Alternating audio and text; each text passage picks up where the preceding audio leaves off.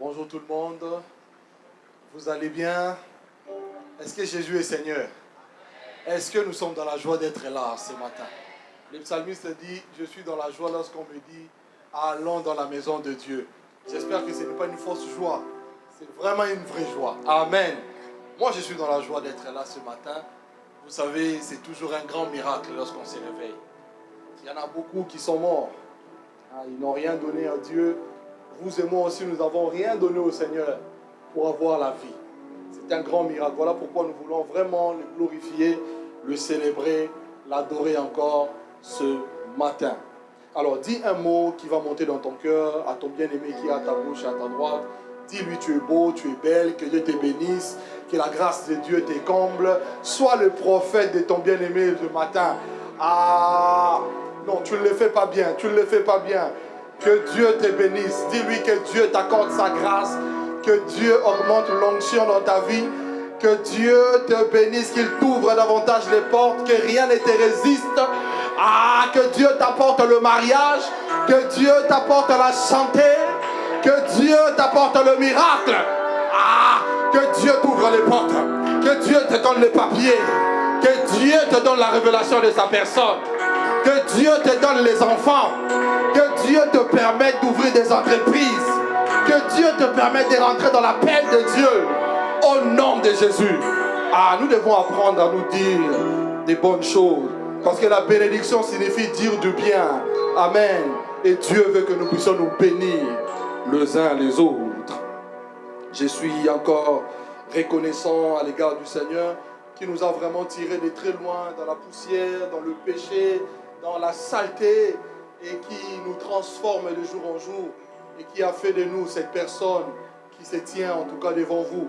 Je ne suis qu'un simple instrument. Amen. Un simple instrument. Je ne suis absolument rien. Alors nous voulons vraiment rendre grâce à Dieu. Merci encore pour la confiance que vous nous accordez pour nous écouter et la confiance que l'homme de Dieu place également en nous pour que nous puissions servir au milieu de vous. Nous allons lire juste 3 textes dans la parole de Dieu et puis nous allons partager quelques pensées que Dieu a déposées dans mon cœur avant que nous rentrions dans un moment de prière.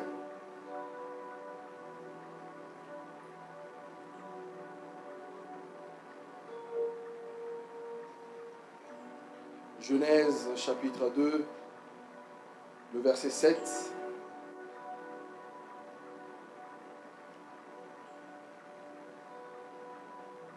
Genèse chapitre 2, c'est le premier livre de la Bible. Et le verset 7.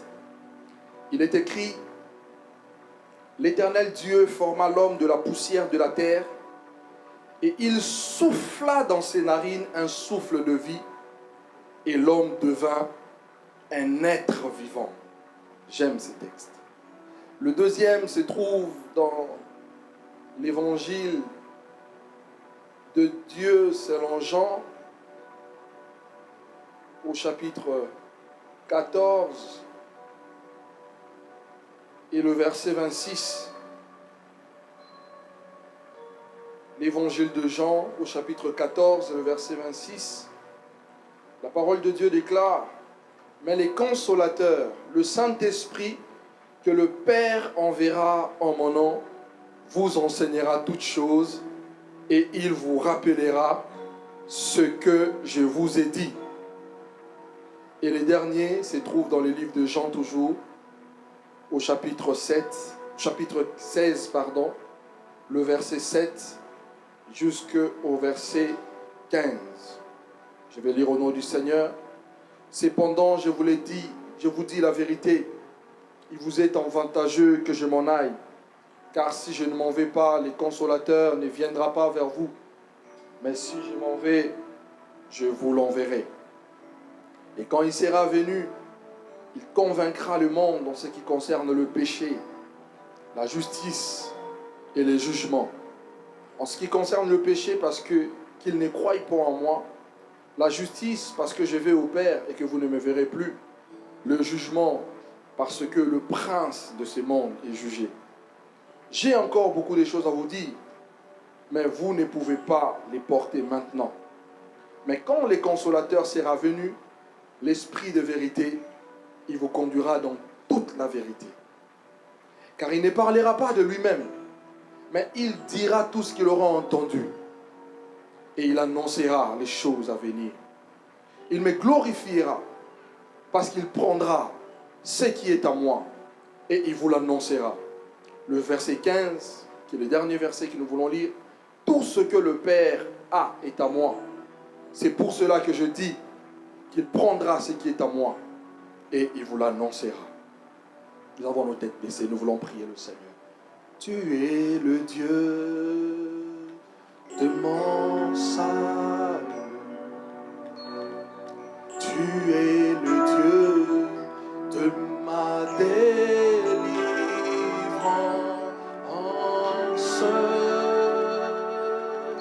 Un Dieu d'amour,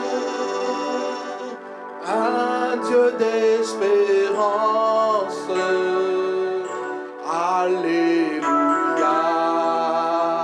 alléluia, oh alléluia, alléluia. Seigneur, pendant que nous voulons écouter ta parole, nous voulons nous laisser entièrement diriger et guider, Seigneur, par ton esprit qui a inspiré cette parole, ô Dieu.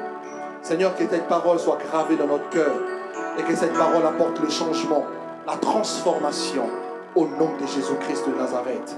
Seigneur, tu sais que nous ne savons pas parler. Tu sais que nous ne savons pas, Seigneur mon Dieu, alléluia, réaliser une œuvre, Seigneur, parfaite qui est la tienne. Alors nous avons besoin de ta grâce, de ton soutien, Seigneur, et de ton esprit. Bénis ton peuple, Seigneur. Bénis-nous, Seigneur mon Dieu. Au nom de Jésus-Christ de Nazareth. Amen. Le ministère du Saint-Esprit. J'avais un autre texte que j'ai préparé pendant que l'homme de Dieu m'avait demandé d'intervenir.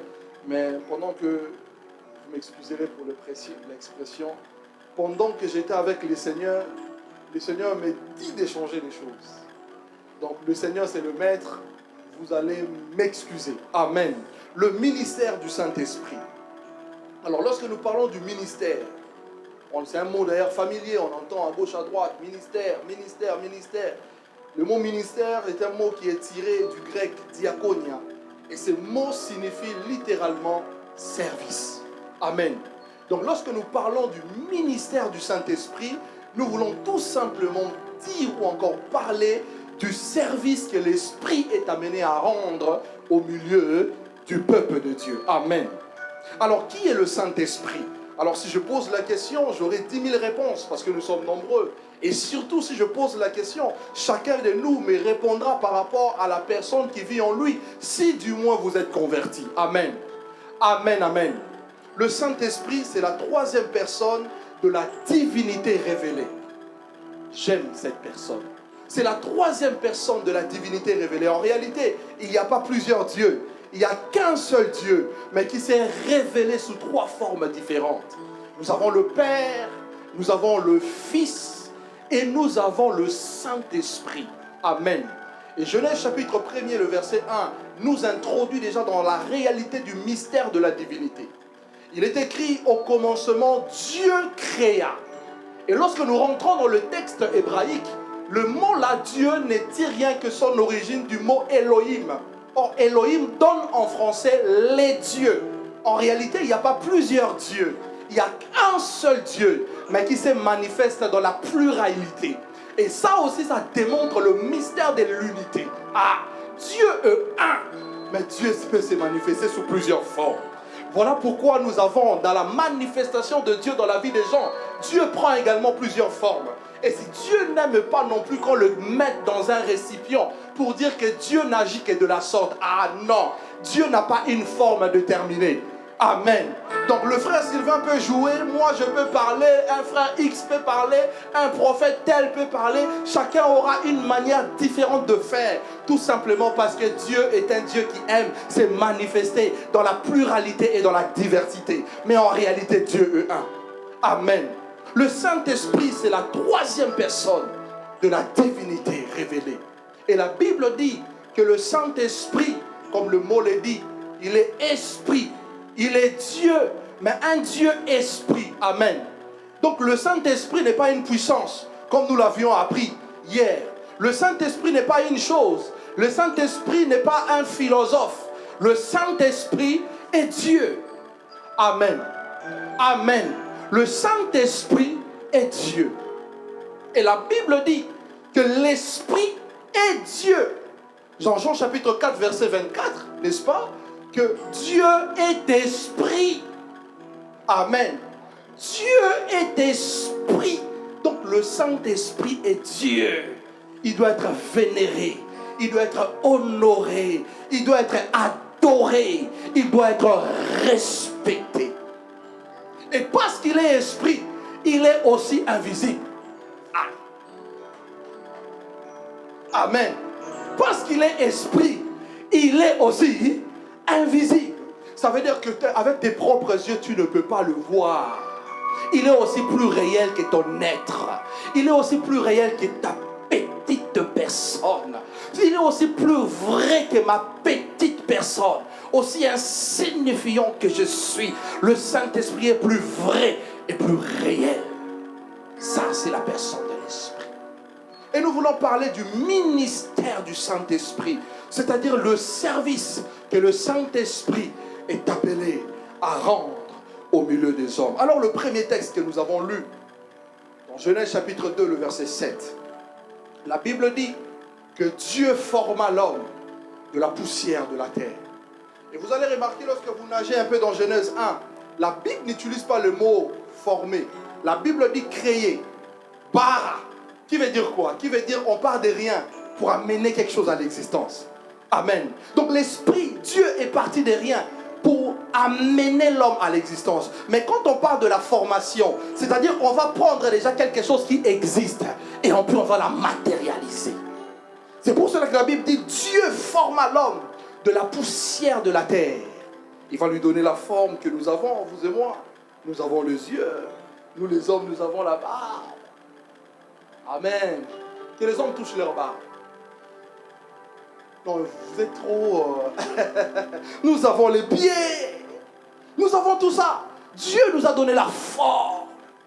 Mais cette forme était unanime. Cette forme était inutile.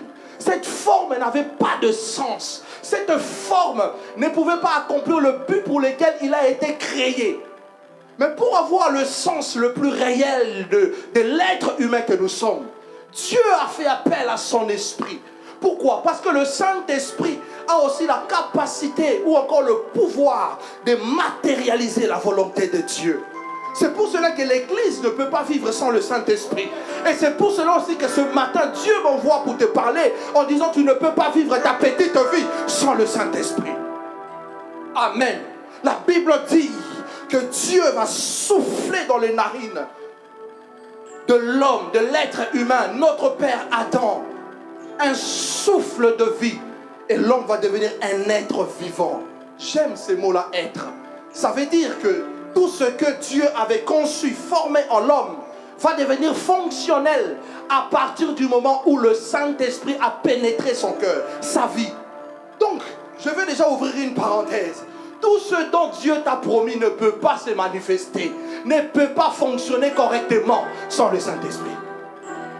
Amen. Amen. Tout ce que tu as reçu de Dieu, pour que ce soit fonctionnel en toi, tu as besoin impérativement du Saint-Esprit. Et le Saint-Esprit pénètre l'homme. L'homme, tout de suite, l'homme va commencer à bouger. Tout de suite, l'homme va commencer à parler. Tout de suite, l'homme va commencer à cultiver. Tout de suite, l'homme va commencer à travailler. Pourquoi? Parce que la vie avait pénétré en lui. Et l'apôtre Paul nous explique ce mystère en disant, dans Actes des Apôtres, chapitre 17, le verset 28, il dit en lui, c'est-à-dire par l'Esprit, nous avons la vie, le mouvement, oula, et l'être. L'homme devient un être vivant. Or Dieu avait dit formant l'homme à notre image et selon notre ressemblance pour qu'il domine. L'homme ne pouvait pas dominer, accomplir pleinement la volonté de Dieu sans l'esprit, c'est-à-dire sans le souffle de Dieu. Il a pu dominer parce que l'esprit avait pénétré ses entrailles. Amen. Amen. Et ce matin, nous avons besoin de l'esprit. Ce matin, l'église a besoin de l'esprit. Ce matin, ta petite fille a besoin de l'esprit. Ce matin, ton projet a besoin de l'esprit. Ce matin, ton ministère a besoin de l'esprit. Ce matin, ta famille a besoin de l'esprit. Ce matin, cette église a besoin de l'esprit de Dieu. Alléluia. Et la Bible appelle ce souffle de vie le Roua. La Bible appelle le souffle qui a pénétré les entrailles de l'homme, le Roua. Et Job comprend ce mystère en disant, en réalité dans l'homme, c'est l'esprit qui est le souffle du Tout-Puissant, qui lui donne l'intelligence. My God. Et la Bible dit, en effet, l'Éternel Dieu m'a formé et le souffle du Tout-Puissant m'anime. Si je peux bouger, c'est parce qu'il y a le souffle de Dieu. Si je peux vous parler, c'est parce qu'il y a le souffle de Dieu. On retire le souffle de Dieu de ma vie. Je suis un homme mort, inanime. Et je suis un homme qui passe, frère. Et de la même manière que tu as besoin du souffle de vie pour vivre, tu as aussi besoin de l'Esprit de Dieu pour te maintenir dans la vie de Dieu et dans la foi chrétienne. Amen. Amen, amen. Amen. Le Roua. Et ce matin, tu as besoin du Roua. My God. Le souffle de Dieu qui nous donne l'intelligence. Cela me permet déjà d'introduire en disant, lorsque l'Esprit est en nous, nous avons le renouvellement de l'intelligence. On ne voit plus les choses comme tout le monde.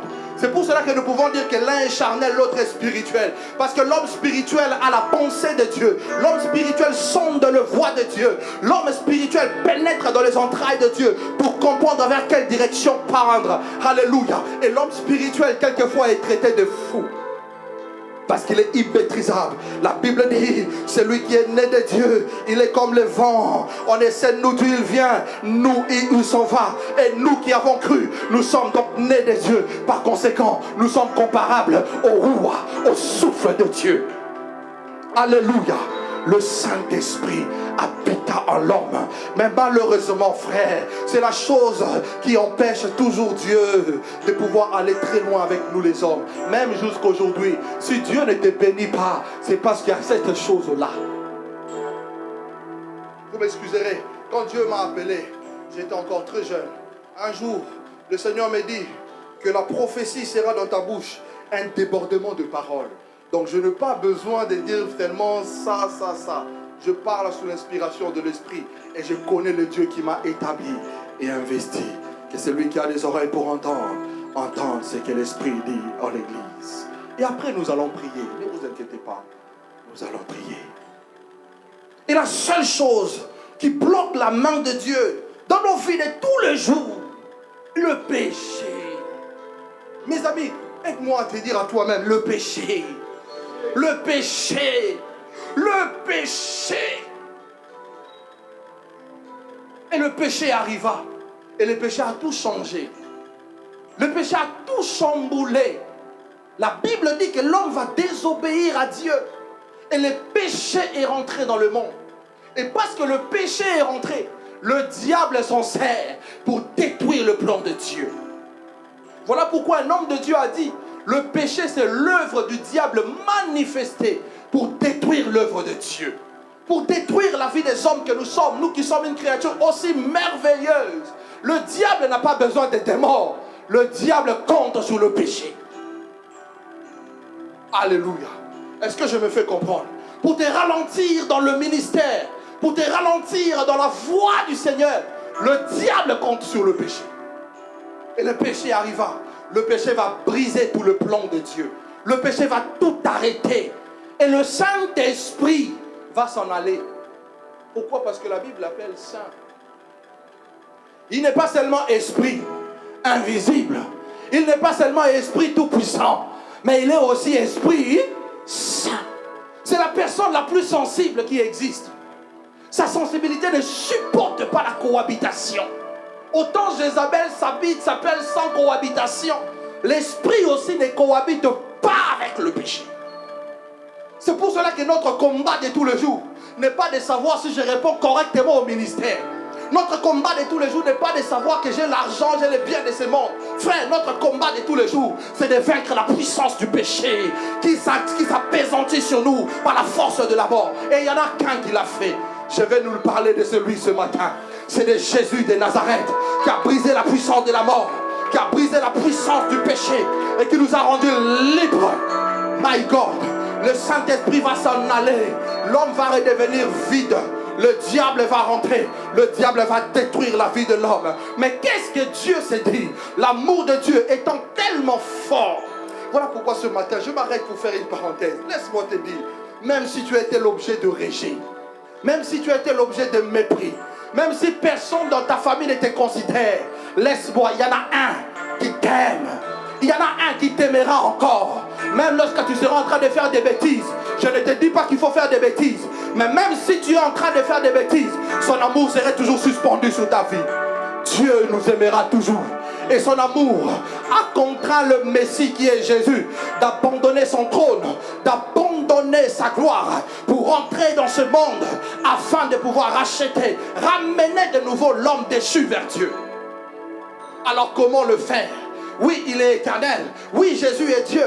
Oui, Jésus n'a pas de limitation. Mais en rentrant dans le monde, il était obligé d'être limité. Mais comment? En devenant comme un homme pour sauver les hommes. Mais Dieu a dit, ce n'est pas possible. Parce que j'ai mis en place le processus pour introduire les humains dans le monde au moyen de l'union d'un homme et d'une femme. Mais toi, tu ne peux pas respecter ces processus. Pourquoi? Job nous dit dans le livre de Job au chapitre 14, le verset 4. La Bible dit, comment d'un être souillé peut-il sortir un être pur? Il ne peut sortir aucun. Ça veut dire, Jésus ne pouvait pas rentrer par la lignée de l'homme. Jésus ne pouvait pas être la sémence des gens. Jésus ne pouvait pas être la sémence d'Adam. Jésus devait être la sémence pure. Or, cette sémence pure, c'est la sémence de Dieu. Voilà pourquoi l'ange va localiser lorsque le temps va être accompli. L'ange va localiser Marie. L'ange va localiser Marie. Dieu lui dit, va à Nazareth. Va dans une petite ville qu'on appelle Nazareth. Là-bas, va parler à ma servante Marie. Parce que j'ai besoin de son sein. J'ai besoin de son bassin. J'ai besoin de ses tempes.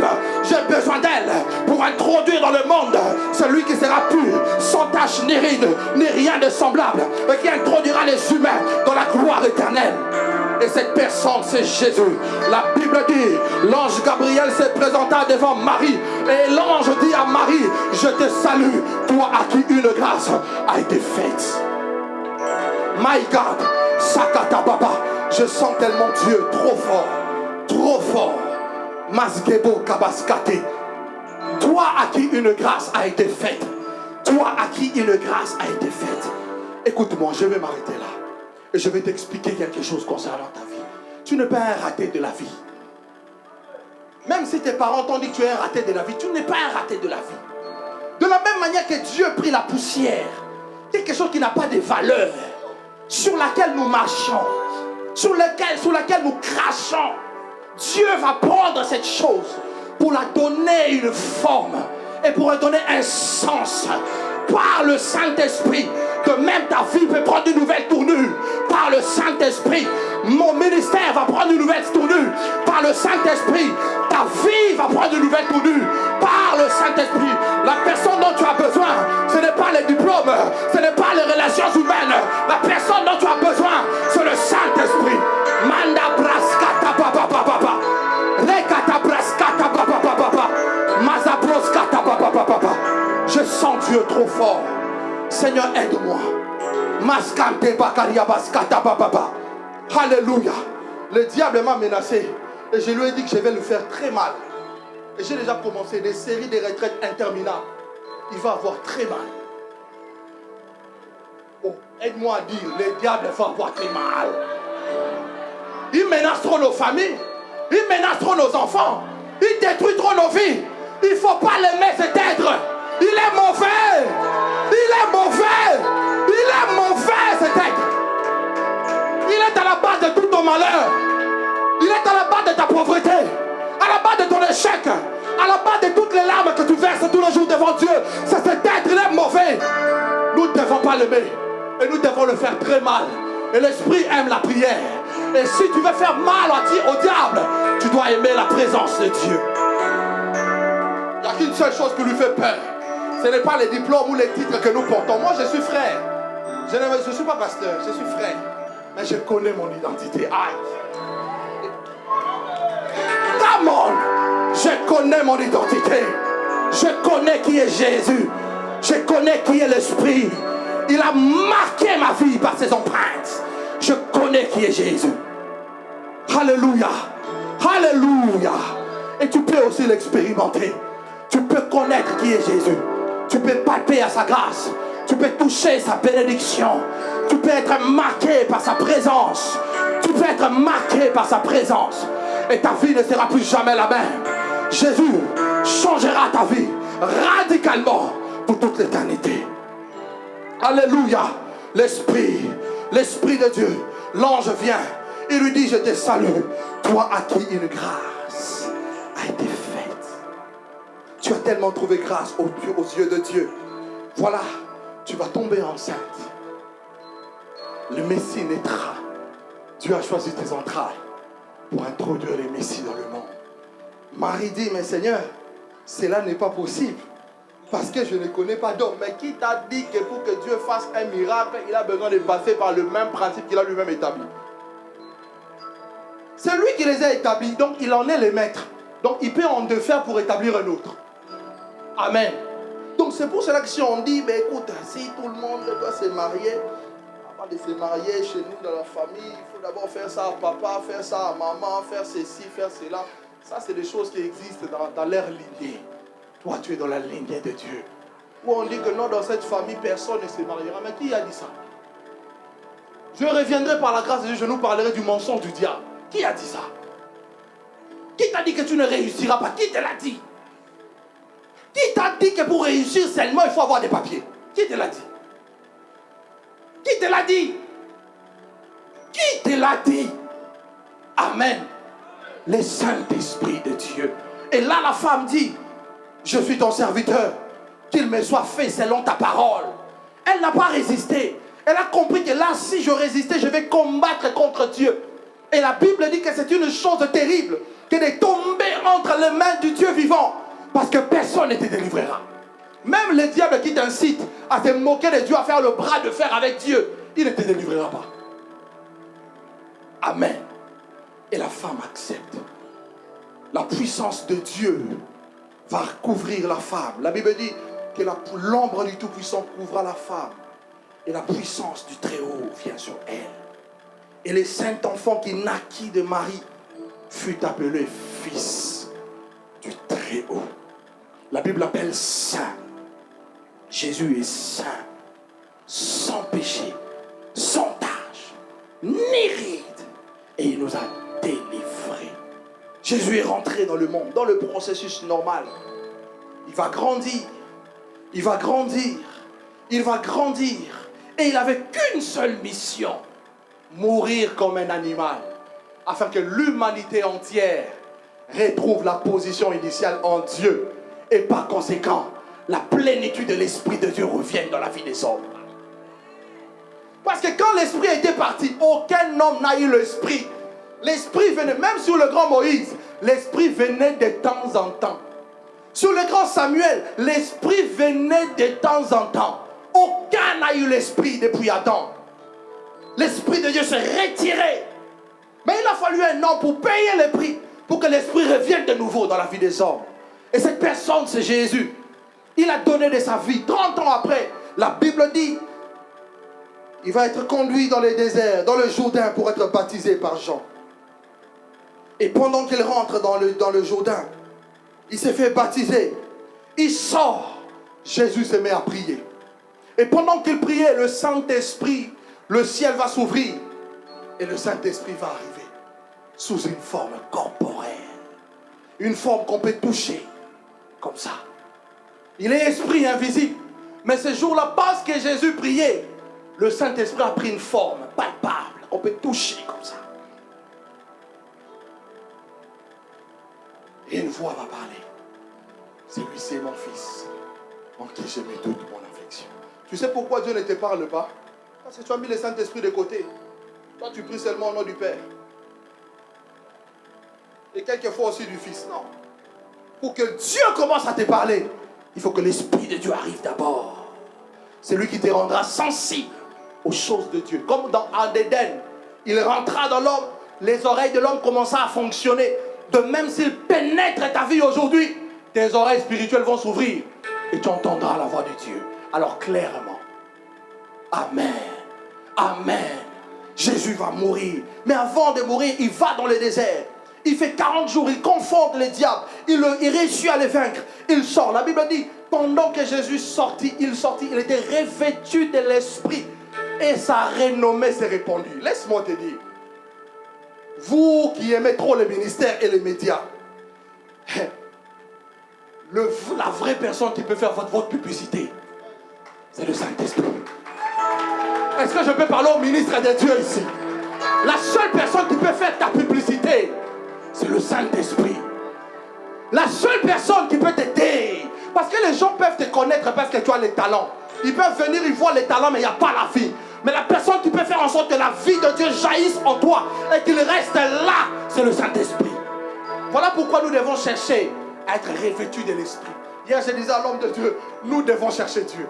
Il est temps pour que nous laissons la place dans les églises au discours persuasif de la sagesse. Il est l'heure pour que l'Esprit se démontre.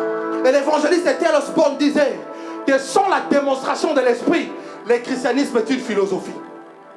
Et aujourd'hui, nous avons des pasteurs pleins de rhétorique, remplis de théories, aucune vie de Dieu. Les hommes viennent et repartent tels qu'ils étaient venus. Je n'en connais pas. Et ce matin, je te défie. Je dis ce matin, je te défie. Tu ne repartiras pas tel que tu es venu. Ah, je connais mon Dieu. Ce matin, je te défie au nom de Jésus. Rakata sakata baba. Rababa santa baba. Au nom de Jésus. Au nom de Jésus. Au nom de Jésus de Nazareth.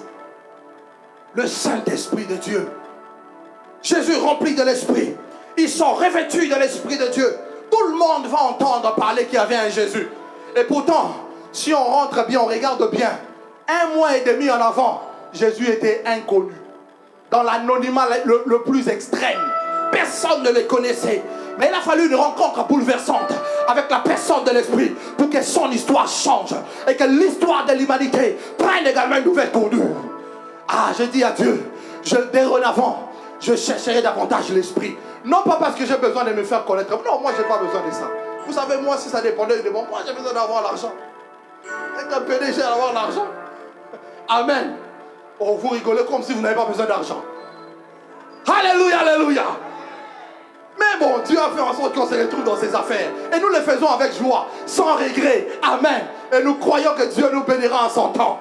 Alléluia. Nous ne toucherons pas à la magie. Nous ne prendrons pas des chemins tortueux. Nous attendrons le temps de Dieu. La Bible dit, il est bon d'attendre en silence les secours de l'Éternel. Et David dit, donne-nous du secours contre la détresse, car le secours de l'homme n'est que vanité. L'homme te soutiendra aujourd'hui, demain il te lâchera. Mais Dieu dit à Israël, jusqu'à ta vieillesse, je serai le même. Ha! C'est ce Dieu que tu dois avoir dans ton cœur, comme un trésor, pas comme ton père, frère, pas comme ta mère, pas comme ton mari ou ta femme. C'est Jésus qui doit être dans ton cœur comme ton trésor. Tu sais au moins lui, jamais il te trahira. Jamais. La Bible dit même si nous devenons infidèles, lui demeure fidèle parce qu'il ne peut changer de nature. Alléluia. L'Esprit de Dieu est sur Jésus. Sort du désert. Une vie marquée par des miracles.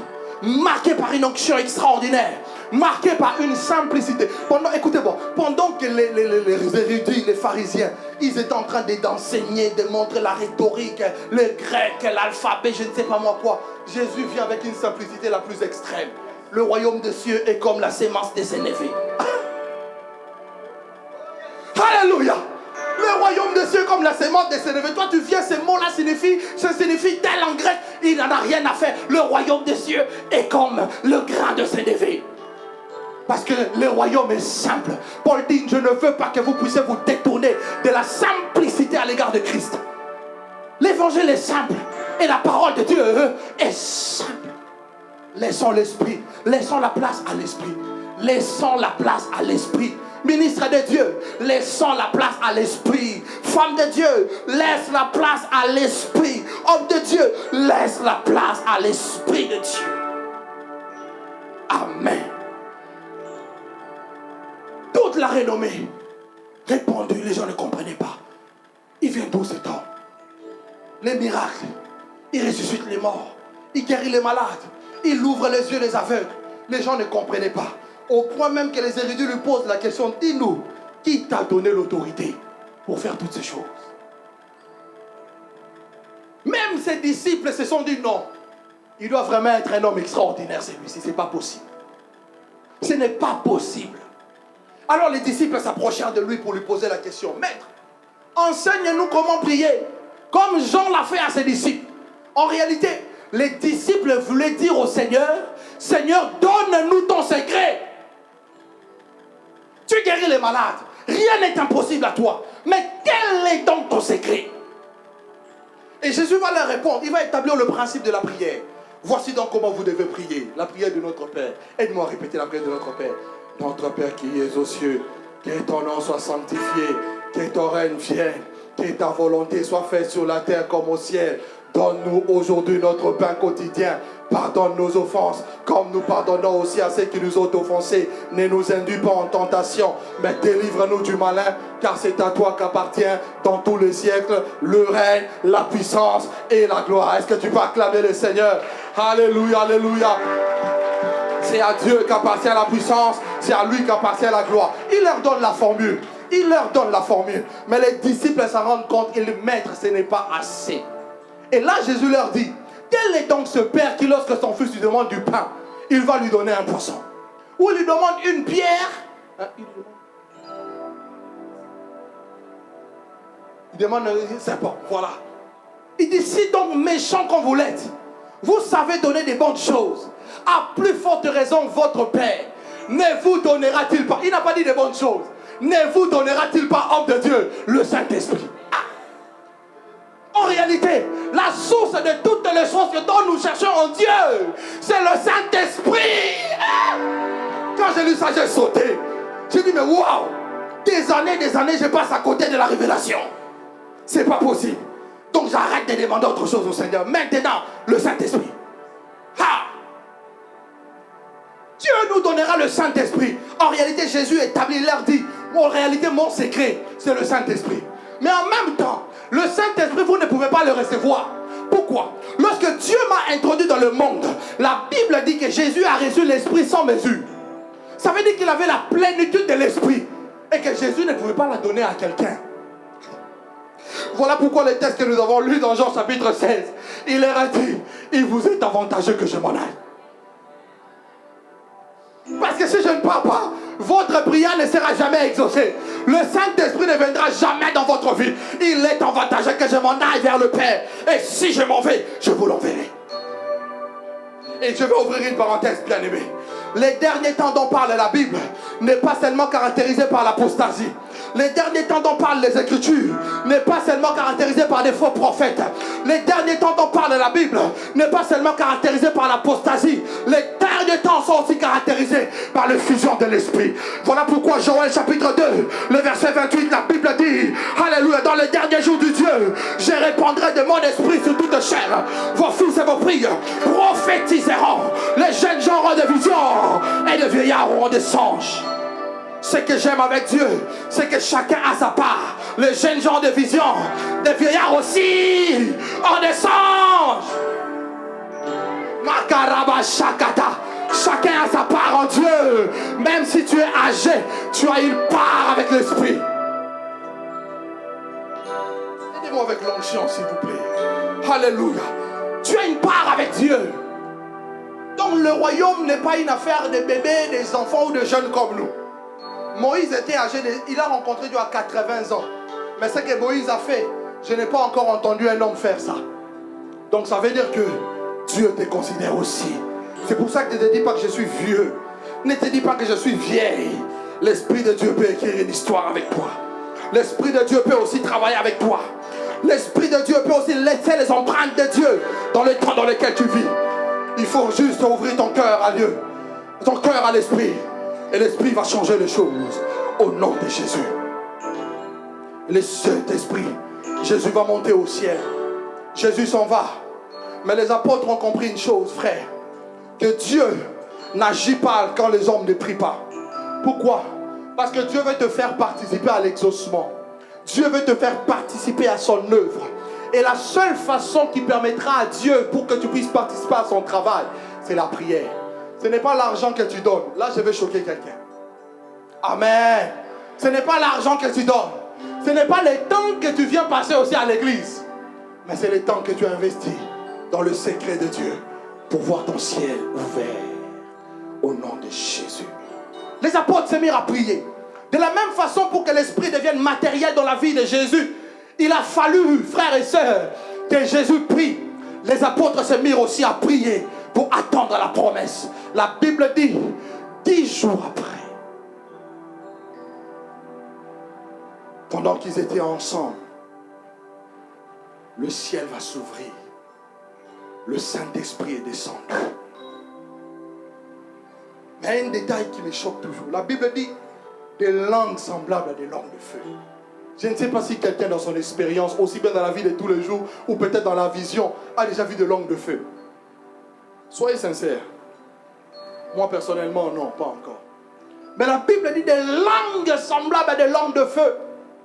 L'air apparurent et se posèrent sur chacun d'eux.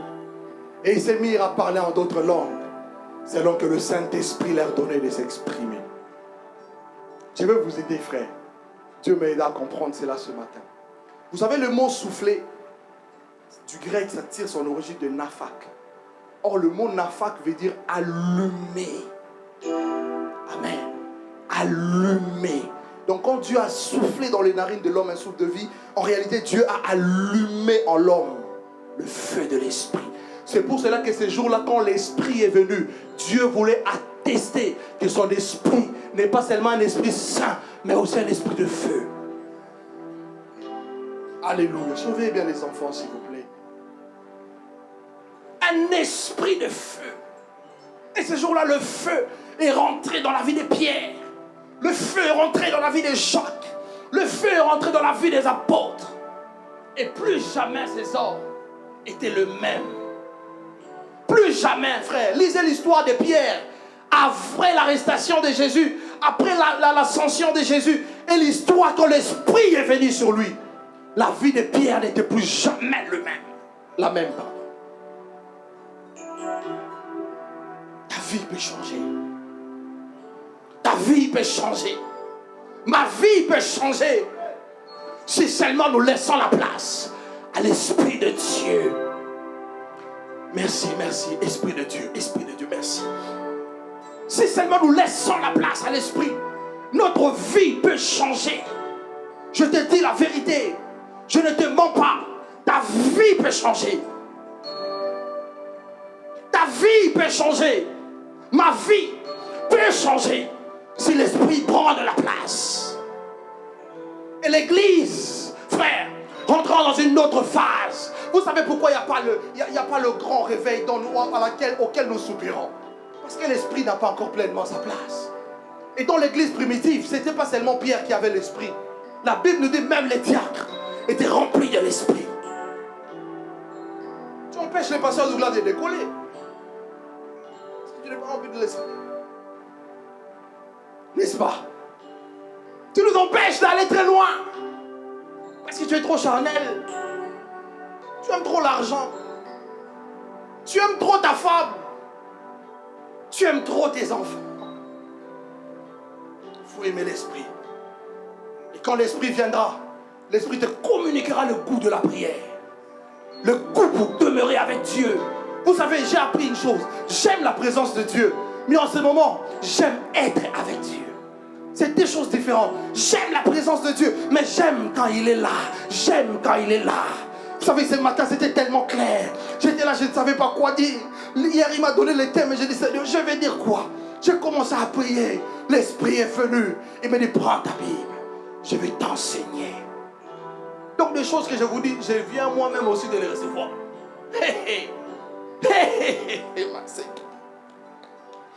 Je veux t'enseigner.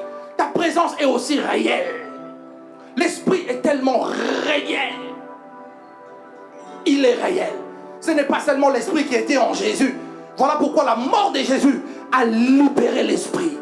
De telle manière que tous ceux qui croient seulement en Jésus, ils reçoivent gratuitement le Saint-Esprit. Amen. Amen. L'Esprit de Dieu va te faciliter la tâche. Je lisais l'histoire d'Agar. Ah, Dieu est là. Cette femme était perdue dans le désert, excusez-moi. Perdue dans le désert. Plus d'espoir. Ça, c'est l'histoire de l'église dans laquelle nous sommes aujourd'hui. Tu es dans une confusion la plus extrême. Tu ne sais pas quoi faire. Pendant que cette dame, elle était là abattue, elle dit, je ne veux pas voir mon enfant mourir. Mais qui t'a dit que ton enfant mourra? La Bible dit, le fruit des entrailles est une récompense qui vient de Dieu. Qui t'a dit que l'enfant mourra? Et la Bible dit que l'enfant s'est mis à prier. L'enfant s'est mis à crier. L'Éternel a entendu la voix de l'enfant. Et parce que Dieu a entendu la voix de l'enfant, Dieu vient voir Agar pour lui dire, Agar, pourquoi tu pleures? Et ce matin, l'Esprit de Dieu te dit, pourquoi tu pleures? J'entends dans mon cœur une jeune femme qui est ici. Tu viens de connaître une déception par rapport à une relation amoureuse. Écoute-moi, le Saint-Esprit est derrière ça. Le Saint-Esprit est derrière ça. C'est pas le frère Sylvain, ne vous inquiétez pas. Ne vous inquiétez pas. Alléluia. Le Saint-Esprit de Dieu. Que Dieu soit béni. C'est vrai que c'est dur. Tu pleures. Mais l'esprit dont je te parle t'apportera la consolation. Et l'esprit amènera l'homme de ta vie. Sans aucun effort. Et je dis, reçois-le au nom de Jésus de Nazareth. La femme pleure. Seigneur, que faire? Dieu lui dit, Agar, regarde à côté, qu'est-ce que tu vois? Mais pendant tout ce temps qu'Agar était là, il n'y avait pas de l'eau.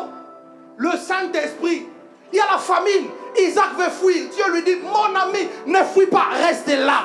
La Bible dit Isaac va s'aimer dans le pays. La même année, il récolta au centuple. Même si la France est difficile, si Dieu t'a appelé pour la France, tu réussiras dans ce pays. Je le déclare, je le proclame au nom de Jésus de Nazareth.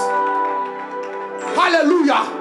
Il y a des gens que Dieu va bénir dans ce pays. Vous savez, même dans cette église, il y a des gens que Dieu va établir sur le plan financier. Je vous dis la vérité. Je ne vous mens pas. Je ne vous mens pas. Je ne vous mens pas du tout. Je ne vous mens pas. Mon frère là-bas. Oui, papa, c'est vous. Vous vous êtes lancé dans des affaires. Et vous avez connu ce qu'on appelle la déception. Tout ce que vous essayez de faire au travers des gens, ça ne marche pas. Le Seigneur veut que vous puissiez vous-même vous lever et vous-même vous investir dans ce que vous voulez faire. Et je prie pour que la grâce de Dieu soit avec vous. Parce que Dieu va vous ouvrir des portes sur le plan financier. Au nom de Jésus de Nazareth.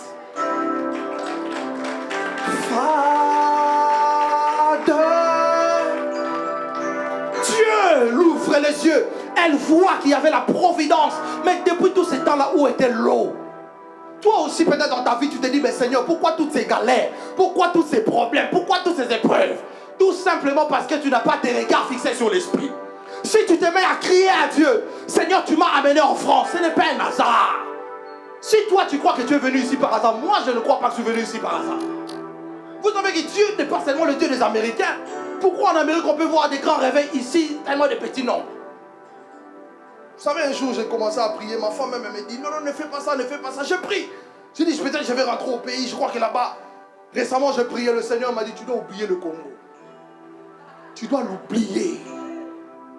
Tu dois oublier cela.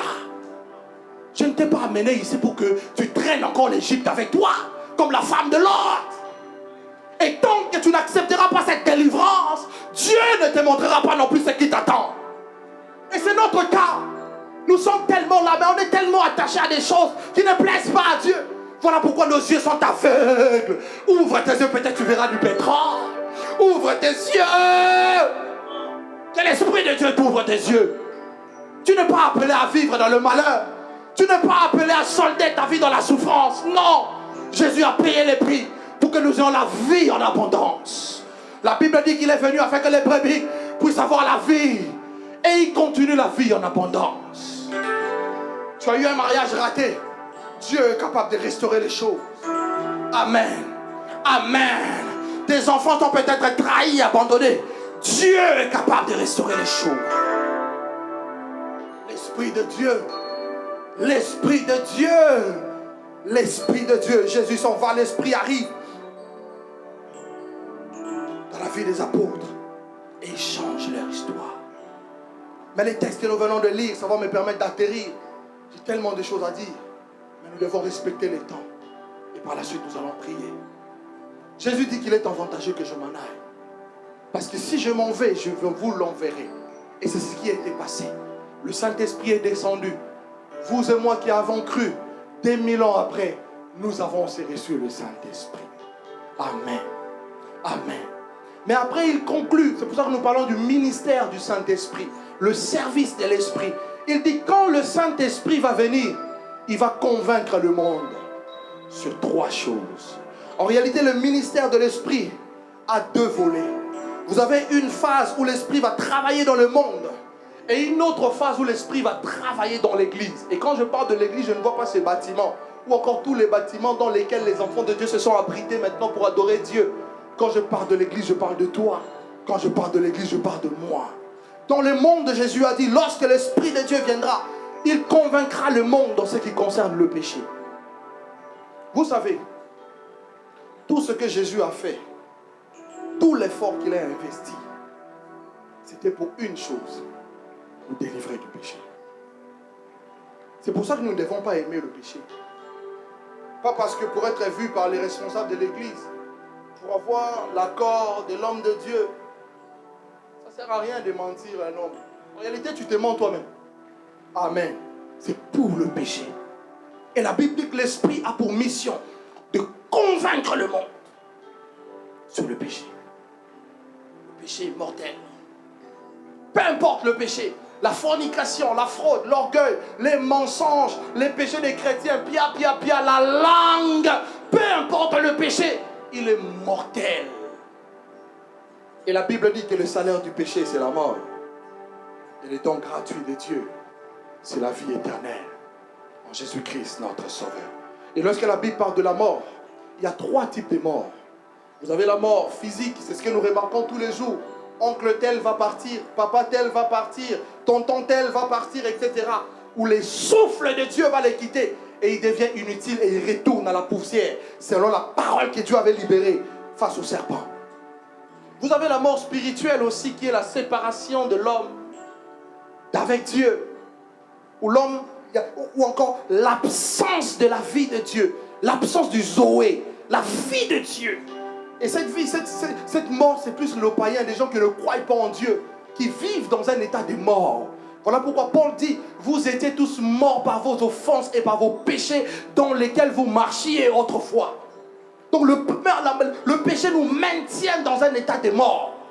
Et 3e type de mort, qui est la mort la plus tragique, c'est la mort éternelle, qui est la séparation éternelle de l'esprit de l'homme avec Dieu. Et ça, c'est dur. Et laissez-moi nous dire, frère, le Seigneur m'a demandé de parler de ce message. J'avais un autre truc. Et je veux obéir à Dieu. De la même manière que le péché détruira le monde, le péché détruira aussi les faux chrétiens. Donnez-moi un amen bien, s'il vous plaît. Donc ça ne sert à rien de faire du cinéma et de passer ton temps pour rien. Il faut que nous réglions le problème du péché. Tous les jours qui passent, demandons au Seigneur, extirpe le mal en moi. Parce que nous regardons trop ce que les autres font. Tel pasteur. Écoute, la Bible dit, au lieu de regarder la poutre, la paille qui est dans l'œil de ton prochain, commence d'abord par observer la poutre qui est dans le sien. Ah, aide-moi à faire ça. J'enlève ma poutre. Seigneur, aide-moi à enlever ma poutre au nom de Jésus. Examinons-nous nous-mêmes. Au lieu de parler du pasteur X, du prophète Y et de l'évangéliste Z. Amen. Le péché. Et la Bible nous dit que débarrassons-nous du péché qui nous enveloppe si facilement. Donc tu ne peux pas me dire que tu es Jésus. Amen. Tu ne peux pas me dire que tu es Jésus. Il y a des choses encore qui doivent partir. Et la puissance de l'Esprit est là pour briser le lien du péché et pour nous libérer de la force de la mort. Amen. Deuxièmement, la Bible dit que l'Esprit dans le monde convaincra le monde en ce qui concerne la justice. Nous vivons tellement dans un monde injuste. Tu peux ne pas me croire. Je vais te donner un exemple. Pour nous qui vivons en France, quand on regarde nos autorités qui nous dirigent et que nous respectons, pour lesquelles nous prions, la plupart d'eux, par exemple, en termes de fiscalité, vous savez qu'ils sont exonérés? Est-ce que vous le savez au moins ou pas? Ces grands patrons fortunés, vous savez qu'ils sont exonérés? Mais vous, les petits peuples qui gagnez le RSA, vous devez enlever de l'argent quand même. Il y a la dette en France. L'injustice. Toutes les guerres qu'il y a dans le monde, on va nous tromper, Bachar al-Assad et tout. Mais vous, c'est de l'injustice. Il y a de vraies raisons qui sont cachées derrière. L'injustice dans le monde. Vous faites du bien, on vous considère comme étant quelqu'un qui est malade. Ça, c'est l'injustice. Voilà pourquoi Paul dit dans le livre de Romains qu'il n'y a point de juste, pas même un seul. Il n'y en a point qui fait le bien. Il n'y en a point qui cherche Dieu dans cette génération. Tout le monde est vautré, voué, accès au mal. Le mal a pris tellement de la place. Même dans les couples, mon bien-aimé, le mal a pris de la place. Même dans les familles, le mal a pris de la place. Et le pire encore, même dans l'église.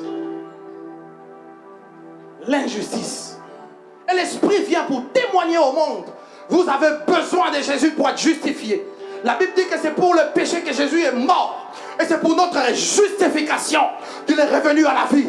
Un homme qui peut te justifier, un seul, c'est Jésus. Ce n'est même pas tes œuvres. Ce n'est pas ce que tu fais pour Dieu. Mais c'est ta foi en Jésus qui te justifiera. Voilà pourquoi l'Esprit est venu pour convaincre le monde. Et troisièmement, la Bible dit qu'il convaincra le monde en ce qui concerne le jugement. Pourquoi? Parce que le prince de ce monde est déjà jugé. Selon la prophétie de Genèse 3,15. Aïe.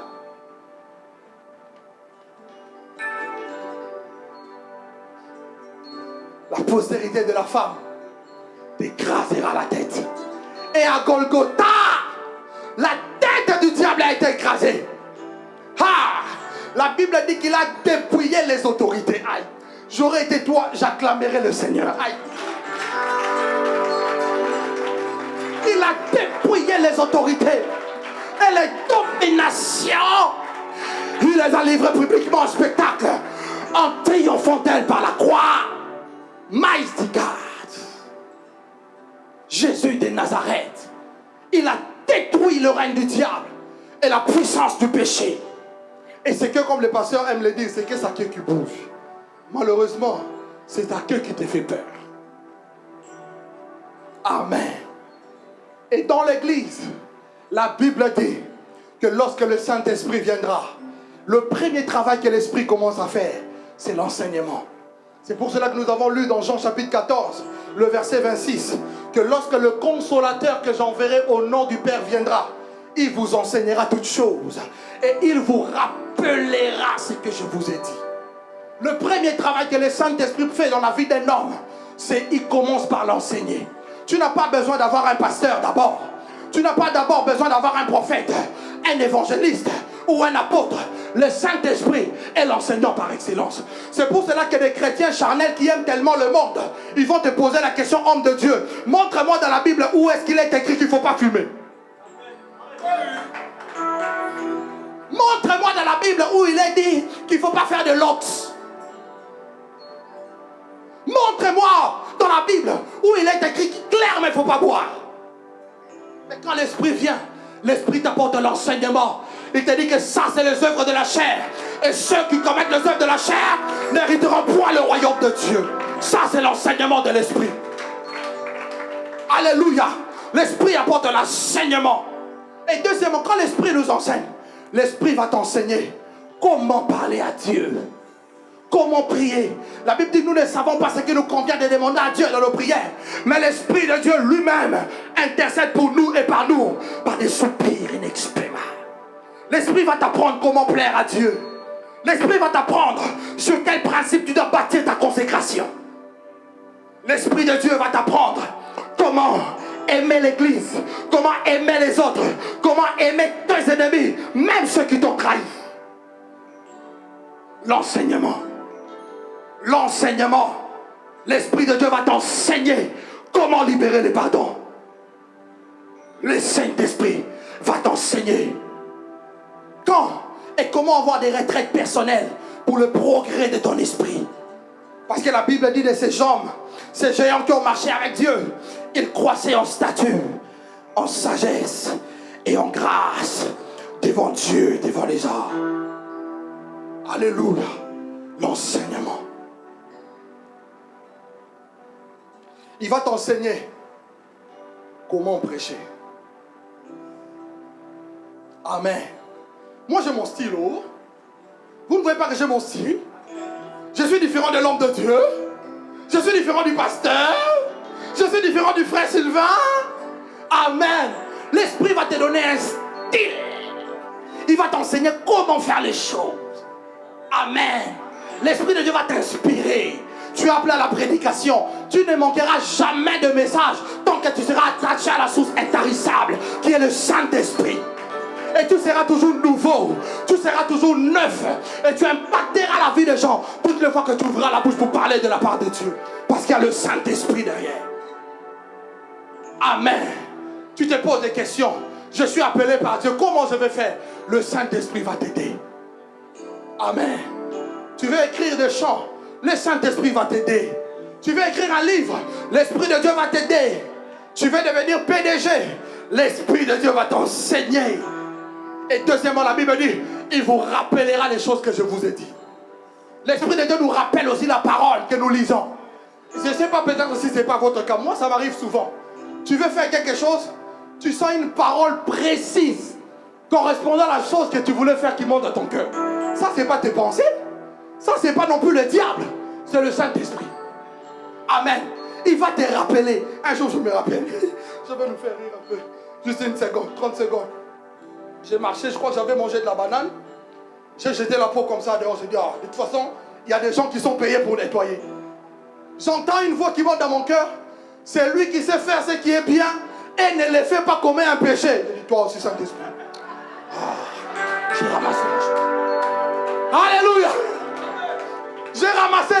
Je suis allé jeter. Parce que le Saint-Esprit nous rappelle la parole de Dieu. Alléluia. C'est pour cela que des fois tu veux aller pécher. Tu entends fouiller l'impudicité. Fouiller l'impudicité. C'est le Saint-Esprit. Amen, amen. Il vous rappellera la parole. Et la Bible dit, quand bien même tu vas t'obstiner par rapport à cette voie, tout de suite quand tu commets l'acte, il y a la tristesse qui va envahir ton cœur. Tout de suite tu vas avoir un sentiment bizarre. C'est comme si tu avais fait quelque chose de mauvais. Oui, tu as trahi le Saint-Esprit. Tu as blessé le Saint-Esprit. Et la Bible dit, n'attristez pas le Saint-Esprit par lequel vous avez été scellés pour le jour de la rédemption. Et que la tristesse, selon Dieu, nous amène à la repentance, au changement et à la transformation. Alléluia. L'enseignement. Deuxièmement, oh mon Dieu, le temps est fini. Que je continue, que je m'arrête. Oh. J'ai tellement de choses à dire. Bon, je prends juste 5 minutes. Et puis nous allons prier. Deuxième chose. Jésus a dit, quand le Saint-Esprit viendra, il vous conduira dans toute la vérité. Il vous conduira. Pas dans une vérité partielle, mais dans toute la vérité. Mais alors la grande question que nous devons nous poser, homme de Dieu, c'est quoi la vérité? Jésus se retrouve face à Pilate. Il lui pose la question, es-tu le roi des Juifs? Il lui dit, oui, tu l'as dit. Je suis né et venu dans le monde pour rendre témoignage à la vérité. Et quiconque est de Dieu entend ma voix. Alors Pilate se retourne en lui posant, mais c'est quoi la vérité? C'est quoi la vérité? Jean chapitre 14, le verset 6. Jésus dit, je suis le chemin, la vérité et la vie. Personne ne peut venir au Père, ça c'est la vérité, sans passer par Jésus. Le carrefour incontournable de la vie, c'est Jésus. Aie tout le pouvoir de ce monde. Aie tout le bien de ce monde. Aie tous les maris du monde, les hommes de ce monde. La vérité, c'est qu'un jour tu passeras devant Jésus. Et Paul dit à Timothée, rappelle-toi que Jésus, je te conjure devant Dieu et devant Jésus, qui doit juger les vivants et les morts. Parce que c'est lui que Dieu a établi juge. Qui que tu sois, tu passeras entre tes mains, ses mains. Et la Bible dit que c'est une chose terrible que de tomber entre les mains de Jésus. Parce que personne ne te délivrera. Ça c'est la vérité. La deuxième chose, frère, la vérité, c'est la parole de Dieu. Jean chapitre 17, le verset 17. Le maître dit, Père, sanctifie-les par ta parole. Et ta parole est la vérité. Et tu as besoin de la vérité pour être libéré. Car vous connaîtrez la vérité. Et la vérité vous affranchira. Nous qui prêchons l'évangile, nous devons prêcher la vérité. Même si les hommes doivent nous abandonner parce qu'ils sont dans le péché, il faut le faire. Tu pêches, on va te dire, frère, tu as péché. Ce n'est pas qu'on veut t'exposer, non, ce n'est pas notre politique. Et Dieu ne nous demande pas de faire ça. Mais si tu t'obstines en te justifiant, on va te montrer que tu as péché. Et que dans les choses de Dieu, personne n'est indispensable. Ça, c'est la bonne nouvelle. Personne n'est indispensable dans les choses de Dieu. Saül pensait qu'il était indispensable. Dieu va prendre un campagnard. Dis avec moi, campagnard. Campagnard. Et Dieu l'a établi. Et la Bible dit que Saül a tué 1000 et David en a tué 10 000. Et il est devenu l'homme selon le cœur de Dieu. Personne n'est indispensable. C'est pour cela que Paul, comprenant cette vérité, dit aux Corinthiens, nous n'avons pas de puissance contre la vérité. Nous n'en avons que pour la vérité. Dieu n'a pas de mélange avec l'occultisme. Dieu n'a pas de mélange avec le monde. Dieu n'a pas de mélange avec le péché. Alléluia. L'Esprit vous conduira dans toute la vérité. Et je finis aussi par te dire, et lorsque la Bible parle de toute la vérité, la Bible veut aussi parler de la vérité de ta vie. Parce que tel que tu es, tu ne te connais pas. Quelqu'un me dit Amen. Amen. Tu ne te connais pas. Voilà pourquoi nous t'attendons tellement dans la vie. Parce que nous ne connaissons pas la vérité. La réalité est la vérité dans nos vies. Et l'Esprit t'amènera dans la vérité de ta vie. Si tu appelles au ministère et que toi tu veux forcer les choses comme Jonas, le Saint-Esprit t'amènera la vérité de ta vie. Parce qu'il y en a qui ne veulent pas du ministère ici. Dieu m'a parlé la nuit. Dieu m'a parlé la nuit. Et il y en a qui ne veulent pas du ministère ici. Écoutez-moi, vous serez des vrais Jonas. Et Dieu vous bloquera. Et si vous persistez, c'est la mort qui va vous attraper. Il y a le bonheur dans l'appel de Dieu. Il y a la richesse dans l'appel de Dieu. Il y a l'élévation dans l'appel de Dieu. Il y a la paix dans l'appel de Dieu. Alléluia. Jésus dit, le Saint-Esprit te conduira dans la vérité de ta vie. Le choix que tu dois faire, l'Esprit t'amènera vers la vérité. Il vous conduira dans toute la vérité. Je finis et nous sommes debout. S'il vous plaît. Je n'aurai pas le temps de tout aborder. Mais ce n'est pas grave, nous voulons prier. Enfin, Jésus dit que l'Esprit manifestera ma gloire. Parce qu'il prendra ce qui est à moi et il vous le donnera. Alors la question que je posais au Seigneur, qu'est-ce qui est à toi et qui est le signe de la manifestation de la gloire de Dieu? Alors la réponse elle est simple. Dieu dit ce qui est à moi et qui vous sera communiqué pour que ma gloire éclate dans votre vie. C'est le pouvoir.